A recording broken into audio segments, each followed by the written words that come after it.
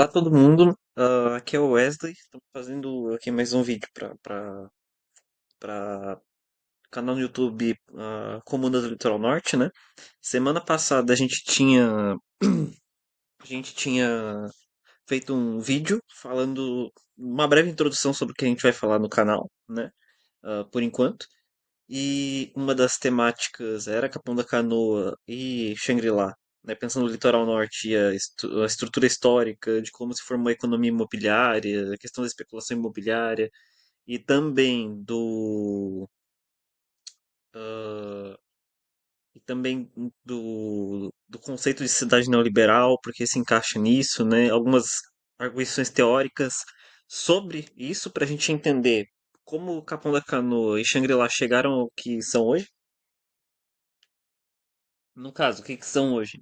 A gente tem um centro da especulação imobiliária, um dos principais, né? O Shangri-La é a capital dos condomínios fechados. E a gente vai falar um pouco sobre isso hoje, né? Então só vou aqui botar em forma de apresentação para vocês.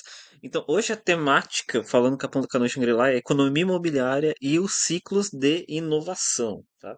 Então a gente vai usar algumas teorias voltadas a essa questão dos ciclos de inovação, pensando em economia imobiliária, né? E falando sobre o conceito de economia imobiliária e sobre o contexto, algum contexto histórico, né? Não vou falar tanto a história do litoral norte assim tão aprofundadamente. Eu vou recomendar um artigo, inclusive, para vocês terem uma base para isso. Mas eu vou ter que falar de algumas coisas históricas, isso é fato. Para falar de economia, tem que falar de história.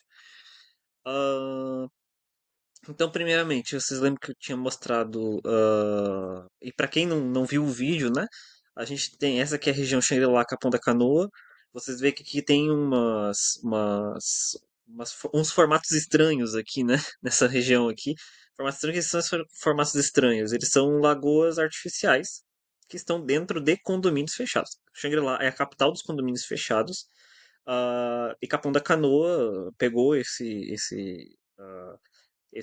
característica também de ter condomínios fechados, mas Shangri-La é uma das cidades que mais tem condomínios fechados no Brasil, né? E que foi a capital dos condomínios fechados, né? Então, até tem um dos artigos que eu vou apresentar para vocês, que é da professora Mariana Barbosa, que ela falou sobre as questões do litoral norte, crescimento urbano, relação da urbanização e a questão dos condomínios fechados, né, como uma análise pensando a segregação socioespacial, né, ela vai contar um pouco sobre isso, que ela entrevistou o Elmar Wagner, que foi um dos idealizadores da cidade como uma cidade de condomínios fechados, né, trazendo essa ideia dos Estados Unidos e tudo mais.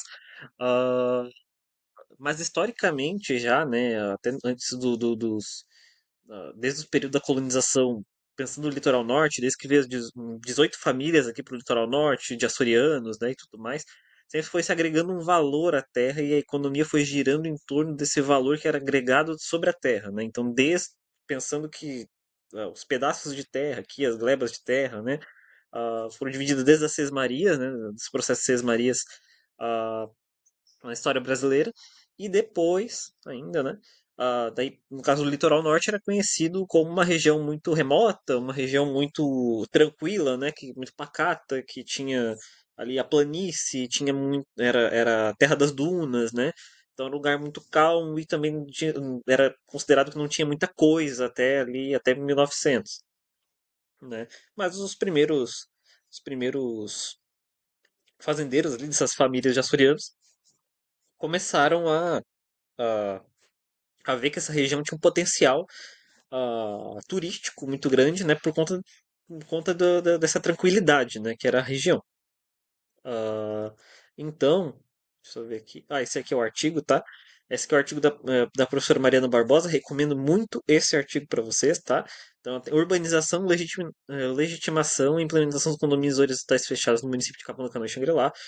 Esse artigo é muito bom, tá?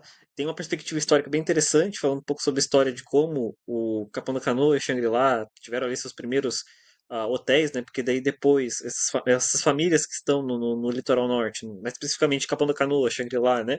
Elas investem na rede hoteleira, então ali em 1920, em meados de 1920, vários hotéis saem, né? Hotel Nunes, Hotel Bassani, Hotel Rio Grandense, o Bela Vista, se eu não me engano, é o Bela Vista, tá aqui também na página, né? Hotel Beira-Mar. E o Estado vendia, né, ali a partir de 1920, vendia o litoral norte, né, começou a vender o litoral norte como um grande centro de lazer, né, mas um lazer para os ricos, né, e para a classe média no geral, né. Então, e aí tem a visita de vários políticos, tem o Brizola, o João Goulart, aparece aqui nesses hotéis, né, visita esses hotéis para descansar. E não só em 1920, né, mas posteriormente, né, quando a gente tem ali em meados da década de 60, tu tem um investimento pesadíssimo do Estado em vender o litoral norte gaúcho como um centro de lazer, né, e isso começa a agregar mais valor, pensando na geografia do litoral norte, né, pensando na geografia do Xangri-Lá e Capão-da-Canoa. E Capão-da-Canoa, por exemplo, é uma cidade entre o mar e a lagoa, né? E aí tem toda uma agregação de valor. E a gente tem uma planície aqui, né? Uma agregação de valor. E era vendido como um local de águas curativas, né? Que as pessoas que iam descansar ali saíam descarregadas, né? Então era vendido dessa forma, o litoral gaúcho, né? Como uma forma de, entre aspas, descanso, né? Então ia agregando valor à terra em cima disso, tá? Tanto que numa das palestras, uma vez que a Mariana Barbosa, a autora desse artigo aqui, que eu tive com alguns movimentos em Capão da Canoa, né? Ela falou sobre uma época onde o Estado trocava a burguesia imobiliária, que no caso é uma burguesia que queria terras ali para instalar essa rede hoteleira, trocava com o Estado terras por saco de batata, né? Então, tipo assim, era agregado um valor para pessoas que vinham a esses hotéis e tudo mais, né? Que tinham que pagar para aqueles hotéis, mas o Estado, ele praticamente financiava os setores hoteleiros ali, né? No setor turismo, né? Então aí começa a se formar a economia imobiliária em volta disso, em volta de toda essa agregação de valor. Então, quando a gente fala de economia imobiliária, a gente está falando do setor da construção civil, né, que vai fazer a construção dos prédios, condomínios, né, e tudo mais. O próprio setor imobiliário e o setor turístico, né, que aí vai trabalhar com turismo em volta disso, e aí vai agregando valor em cima disso. Então a economia imobiliária ela começa a funcionar em volta da agregação de valor da terra e agregação de valor sobre imóvel, né, e a valorização deles a partir da valorização, a mercadorização, não só da natureza, né, ou seja, da terra, mercadorização da terra, mas a mercadorização também do lazer, né? Então, o lazer como um sinônimo de status. Então a gente está falando de pessoas que podem estar nesses hotéis, que poderiam descansar no litoral norte, e isso é um sinônimo de status. Até eu acho que é nesse artigo da Mariana Barbosa que é citado que essa ideia dos condomínios fechados, né, veio dos Estados Unidos, pensando o Elmar Wagner, que foi um dos precursores disso, né, que começou a instalar os primeiros condomínios, que aí chegou a lei dos condomínios também, que deu subsídio para isso acontecer. Ah, e aí instala os primeiros condomínios e bem na estética californiana, pensando como funcionava nos Estados Unidos. Então, um modelo estadunidense, basicamente, né? Ah, e aí tem isso. E também tem uma questão muito importante, né? Que é a supervalorização dessa forma de lazer, né? A supervalorização dessas terras. E aí a gente pensa que a economia, pensando que a gente está falando do Brasil, está num modelo capitalista, né? Que cada região vai ter suas subjetividades, né? De funcionamento, uma forma econômica dominante, né? E aí, no caso, Capão da Canoa e Xangri-Lá começa a ter como forma econômica dominante a economia imobiliária, né? Porque começa a se valorizar, supervalorizar essas tentativas, né, da mercadorização da terra e tudo mais, a agregação de valor em cima da terra, em cima do lazer, né? Isso é muito importante para a gente compreender como se deu a formação da economia imobiliária no Capão da Canoa e Xangri-Lá. E mais uma coisa que se fala nesse artigo também é sobre que na época da ditadura empresarial militar, por exemplo, né, o Estado vendeu para caramba as terras as terras do litoral norte como um local que os empresários poderiam comprar porque ia valer a pena investir na rede hoteleira, né? Então a gente tem um estado extremamente neoliberal, né? Um estado que funciona para os ricos e começa a praticamente doar essas terras, assim. Começa a doar essas terras. Até um ponto que hoje em dia o prefeito de Xangri-Lá ele falou o Celcinho, né? Ele falou numa das entrevistas da GZH, né, da Zero Hora, né,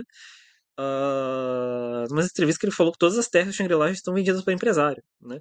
Então isso mostra como o Estado ele atua em favor dos empresários também, né. Então a gente tem uma dualidade interessante, que é a questão do setor público e setor privado, né, que tem um discurso muito grande em torno de que o setor privado é o principal financista da economia imobiliária e tudo mais, mas essa economia imobiliária ela não funcionaria sem o Estado, no grande parte do investimento, que até hoje faz isso, né? E aí, quando a gente olha, por exemplo, que essa economia imobiliária ela gera muita demanda e renda, né? Ela a gente vê notícias aí, que foi uma notícia que o pessoal do setor imobiliário ficou muito feliz. Venda de imóvel no Litoral Norte, RS bate 6 bilhões, né? Em vendas, né? E aí tu vai ver Capão da Canoa, 1,7 bilhões, Xangri-Lá, 1,6 bilhões, foram as cidades que mais venderam, né? Tramandaí, menos que Torres ali, Torres 1 bilhão, né? E aí tem um crescimento, uma supervalorização, né? E aqui até fala que os números reforçam a crescente valorização dessas regiões, né? Mas quando eles falam valorização da região, né? Infelizmente eles não estão falando valorização das formas econômicas, sociais, né? Eles estão falando de uma valorização ah, da, da, do próprio setor, né? Dos próprios imóveis, né? E tendendo a uma acumulação de capital. E a gente já vai falar sobre isso. Então, eles têm uma arrecadação muito grande, né? E isso é com a ajuda do Estado também, porque a gente tem que pensar que esse pessoal deveria pagar imposto, pelo menos, né? Eu ia falar que paga imposto, mas deveria pagar imposto, né? Mas a gente sabe que tem muita sonegação de imposto, principalmente para. Eu não estou falando só de Shangri-La e no Canoa, estou falando para grandes empresários, detentores de capital, né? E aí, o que se torna aqui, que vem sobre o mercado imobiliário, né, que se cria um paradigma, no caso como hegemonia, né, como aceito por todos, né, e esse discurso é reforçado, que o mercado imobiliário ele traz o desenvolvimento econômico. Por quê? Por conta que a classe trabalhadora, toda a comunidade de Capão da Canoa, de Xangri-Lá, vai funcionar para essa economia imobiliária girar, né? E a gente vai ver que essa economia imobiliária ela não gira, ela trava, ela fica parada, estagnada, né? Porque a ideia é congelamento de capital, e a gente já vai falar sobre isso. Então a gente está falando de um mercado imobiliário, né, que tem um sinônimo, assim, ó, fala de mercado imobiliário sinônimo de desenvolvimento econômico. E aí é que tá. O desenvolvimento econômico vira um sinônimo de inovação científica e tecnológica também, porque se a gente for pensar, eles estão o tempo todo falando de inovação daquilo, estamos usando novas tecnologias, como isso fosse uma inovação científica e tecnológica, como se fosse um sinônimo disso, né? E quem vai falar muito sobre isso, né? E aí, pensando a urbanização, né? Primeiro, Aníbal Quijano, né? Que é um dos autores das perspectivas. Ele é sociólogo, né? Peruano. É um dos ah, precursores ali, né? Dos termos da colonialidade do ser, do saber e do poder, né? Junto com a Catherine Walsh, por exemplo, né, um autor que quem gosta das áreas de decolonialidade, das relações étnico-raciais, a presença do Aníbal Quijano é muito legal para quem quiser ler, tá? Sobre ele e sobre as obras dele. E o Quijano, quando ele fala da urbanização na América Latina, é que a urbanização na América Latina, em qualquer cidade, tá? Em qualquer município, ela não, ela não tem como ocorrer sem a supervalorização da acumulação de capital, da acumulação financeira e da financiarização da economia, sem criar desigualdade, né? Então, toda a urbanização da América Latina ela gira em torno da formação de desigualdades. Né? E aí, a gente entra aí com Schumpeter, né? O Joseph Schumpeter, deixa eu até levantar aqui, fica aqui em cima. o Joseph Schumpeter, que ele é muito interessante, tá? Ele é um economista, ex-ministro de finanças da Áustria Alemã, né? Ah, o Joseph Schumpeter ele fala sobre os ciclos de inovação, pensando o desenvolvimento econômico como o desenvolvimento econômico como um bem necessário para o desenvolvimento não só das forças produtivas e da geração de emprego, mas como inovação científica e tecnológica, pensando que o desenvolvimento econômico e os empresários, burguesia, Estado, né, eles têm como função social gerar bem-estar social, né? Só que ele mesmo discute, e tem um livro bem interessante que vai citar o Schumpeter, que é esse daqui, eu posso botar na descrição também, que é o mito do desenvolvimento sustentável, que ele vai falar que esse autor, ele vai falar um pouco sobre as teorias Schumpeter, né, sobre inovação científica e tecnológica, né, que é a seguinte: para existir um desenvolvimento econômico, para existir um desenvolvimento das forças produtivas, a gente precisa de inovações científicas e tecnológicas. Ok, então o Estado, a burguesia, o setor privado, o setor público, elas precisam, e os empresários, né, eles têm um papel muito importante no desenvolvimento dessas forças produtivas dos setores da economia dominante, né, dependendo da região, para a geração de tecnologia para investir numa fronteira do conhecimento, para que a fronteira do conhecimento se eleve, né, no sentido que a gente vai pensar formas melhores de emprego, que visem o bem-estar social, né, o bem-estar da sociedade, pensando no capitalismo, né? Então, o Schumpeter ele é um liberal, né? Ah, ele é um liberal, e eu estou usando um liberal aqui para falar sobre isso, tá, gente? Eu não sou liberal, mas estou usando ele porque a gente pensa que o pessoal do setor imobiliário eles são liberais, o pessoal dessa economia imobiliária, né, os grandes empresários são liberais, mas eles nem sabem o que é liberalismo, né? E as teorias desses liberais são importantes, né? E aí o Schumpeter ele vai falar sobre o ciclo de inovação e como a evolução do capitalismo, na verdade, tem uma estagnada, né?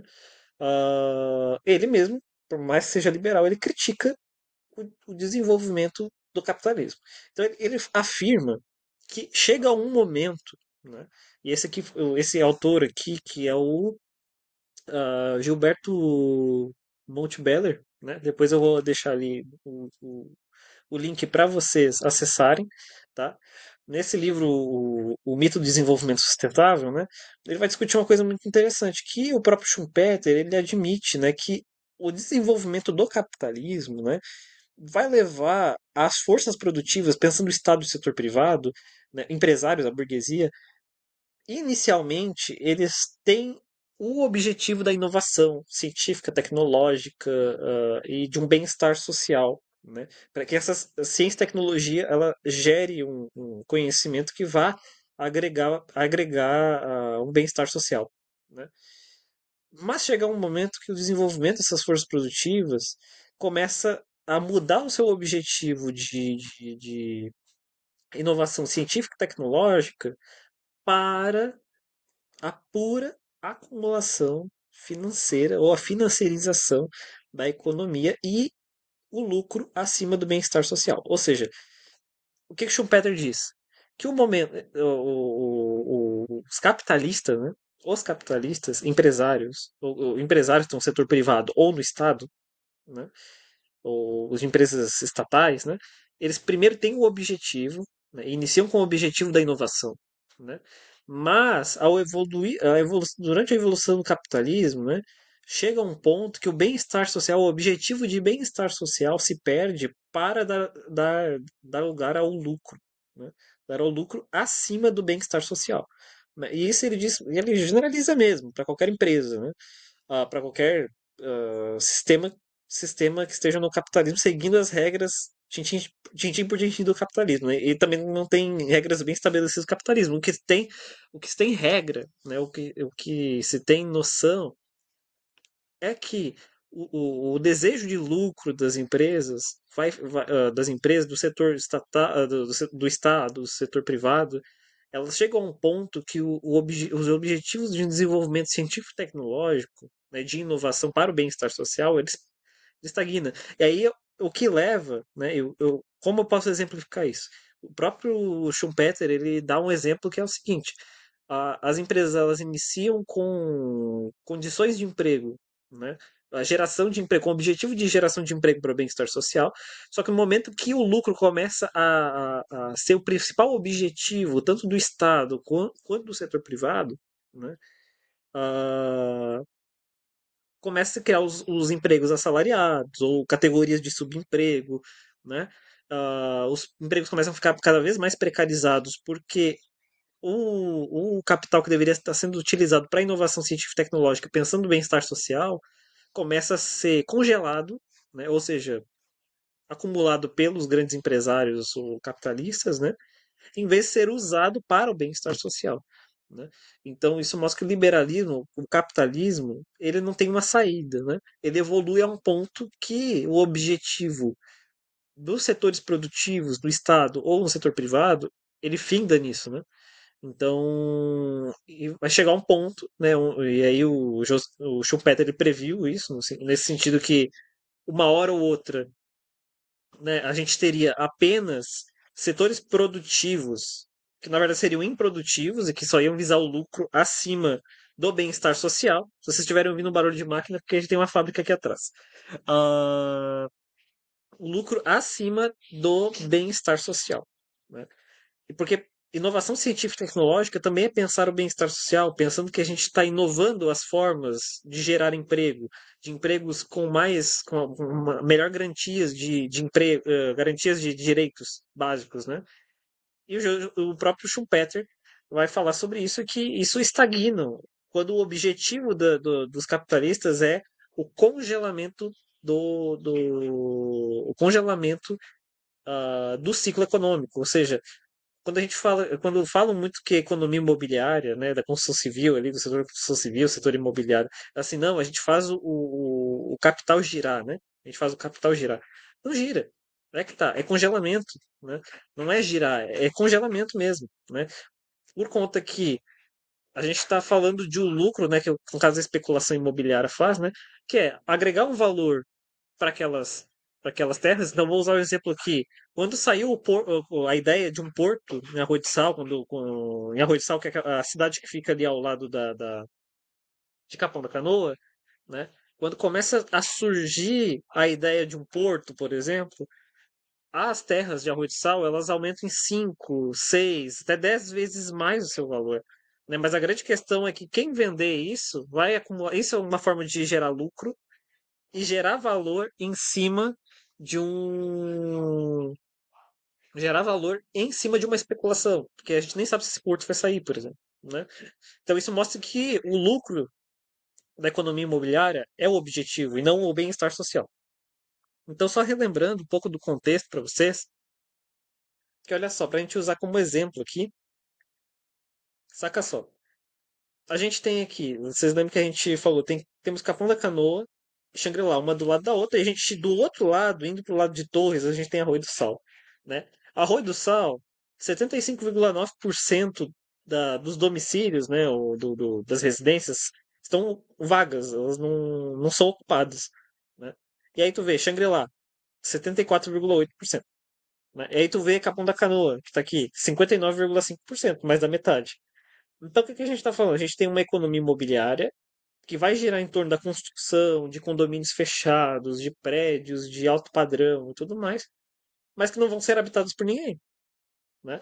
Vão ser habitados por poucos, que são os veranistas, né? Os veranistas da burguesia.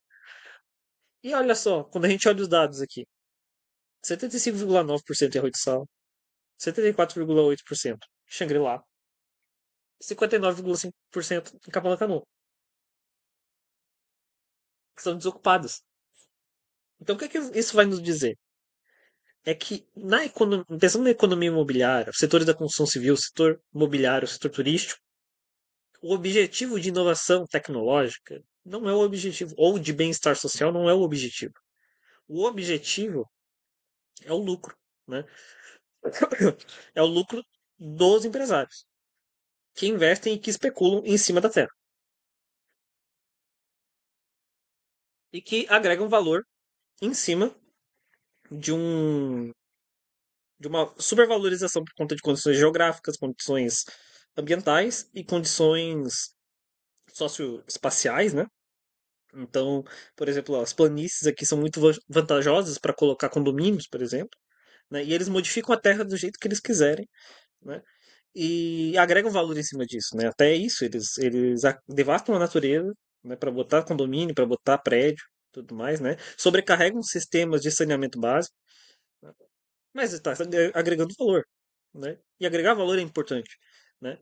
E esse agregamento do valor é que sobe os preços, né? Onde aí só os ricos, os super ricos vão conseguir comprar, e eles vão comprar para especular, porque ele vai comprar aquele imóvel que, sei lá, era 100 mil, 200 mil, 500 mil, para depois chegar a preços de 1 milhão, 2 milhões, 4 milhões, né? Então, supervalorizou. Às vezes isso acontece em um ano, né? Ah, então, é interessante, por exemplo, em 10 anos, né, tem uma matéria, depois eu posso botar na descrição, que mostra, por exemplo, que no litoral norte gaúcho, né, de 2010, se eu não me engano, uma contagem de 2010 até 2020, então 10 anos ali, os imóveis, eles tiveram uma supervalorização acima dos 200%. Ou seja, isso é, se fosse 100%, a gente teria o dobro do valor, né, de agregação. A gente teve muito mais que isso, foi 200%, né? Então a gente está falando de terras, de imóveis que são super valorizados e que têm um objetivo muito específico, que é o lucro, né? E aí, quando a gente olha, daí tem o Arroio do Sal aqui, né? Cidade com uma residência, com uma maior quantidade de residências vazias, né? E acredito que é isso. E aí, então, uma coisa que a gente pode discutir, né? O mercado imobiliário, ele gera desenvolvimento econômico? Desenvolvimento econômico para quem? Porque qual é a função social de uma residência? Não é habitar pessoas, né? Habitar pessoas dentro para que elas possam continuar suas vidas, né? Então, né, que tem um lugar para não morar, não ficarem na rua, né? E continuar seus trabalhos, vivendo, tendo seus filhos, criando seus filhos, bom, fazer tudo que a humanidade faz, né? Então, a residência, a terra, ela tem uma função social, mas o desenvolvimento econômico ele precisa ter uma função social, né? Então, tu só gera desenvolvimento econômico de verdade se tu gira essa economia ao ponto, né, que a gente tenha os mesmos direitos, né, que a gente tenha direitos, pelo menos assim, minimamente garantidos, né, de moradia, de alimentação, de saúde, né? E aí quando a gente pensa na função social da residência, da moradia, né, onde é que está a função social do mercado imobiliário pensando em desenvolvimento econômico? Não tem, então, eu posso afirmar com toda certeza, o mercado imobiliário não gera desenvolvimento econômico, ou seja, a economia imobiliária, tudo que gera em torno da economia imobiliária, não gera desenvolvimento econômico. Não gera, né? Por conta que a geração de desenvolvimento econômico, né? O que é desenvolvimento econômico no mercado imobiliário hoje? É o lucro, né? Mas o que seria um desenvolvimento econômico com uma função social bem clara, pensando no bem-estar social? É inovação científica e tecnológica para a melhora desses da situação dos trabalhadores, né? Que visa esse bem-estar social, né? Então, vamos pensar, o que seria vamos dizer assim, um mercado imobiliário, né? O setor da construção civil, setor imobiliário, setor turístico, que pensaria em inovação científica e tecnológica.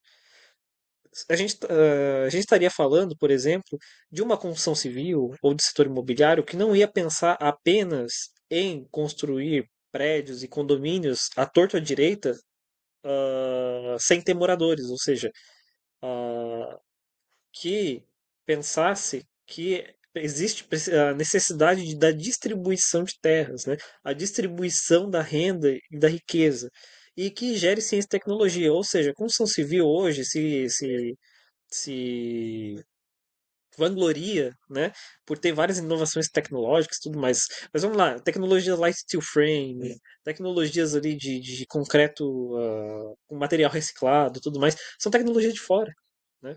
Eles não estão preocupados, né, em criar polos tecnológicos, científicos, né, que vão permitir que a classe trabalhadora se forme, por exemplo, como engenheiro civil, arquiteto, engenheiro químico, engenheiro, bom, diversos tipos de engenharia, né? Vai se formar em economia, né? Que vai gerar ciência e tecnologia para dar um gap no,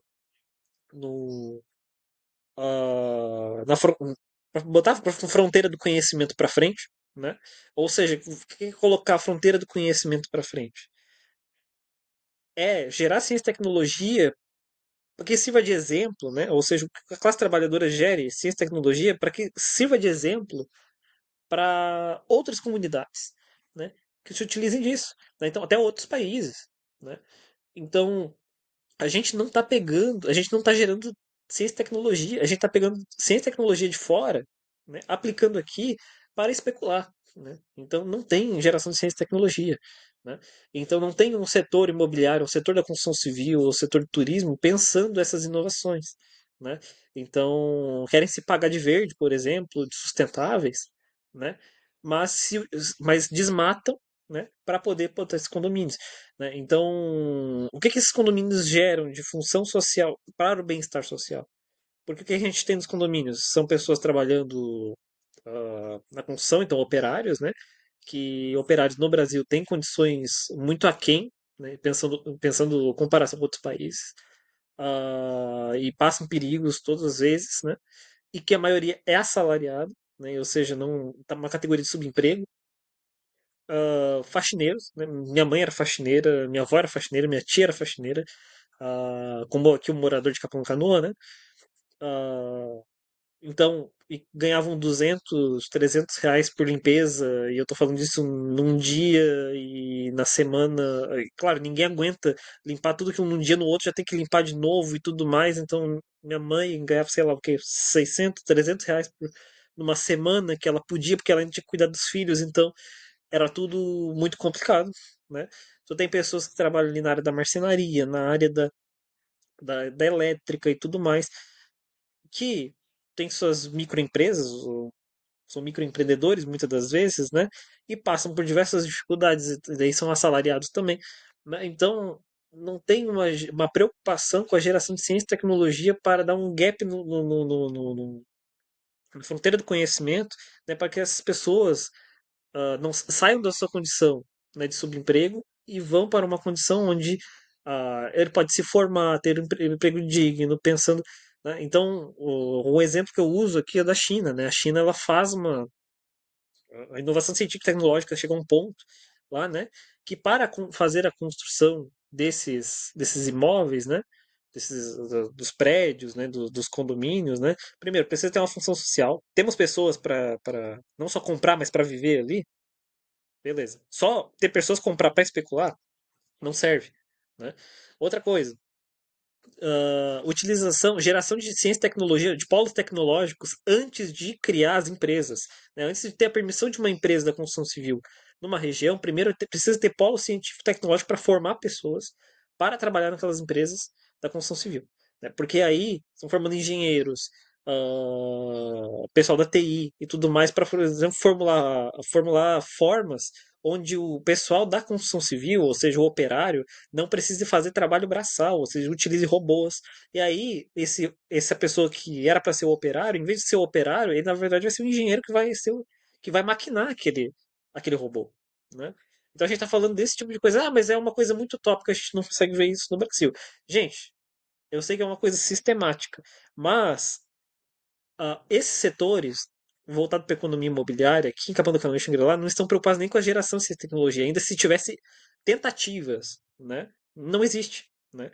Então, por conta que a gente tem um objetivo de lucro da burguesia acima do bem-estar social, né? E da ciência e tecnologia, consequentemente. Então é isso. Esse é o vídeo de hoje, tá? Então a gente vai chamar esse episódio de Economia Imobiliária e Ciclos de Inovação, pensando pensamento de Schumpeter, né? E que o objetivo do setor imobiliário, do econômico, né, é o desenvolvimento econômico, é a inovação, é duvidoso. Não, eu afirmo que não é esse o objetivo, né? O objetivo é o lucro. Então é isso, gente. Muito obrigado e até a próxima. O próximo episódio provavelmente vai ser sobre o conceito de cidade neoliberal pensando Capão da Canoa e Shangri-La. Abraço para todo mundo. Até mais.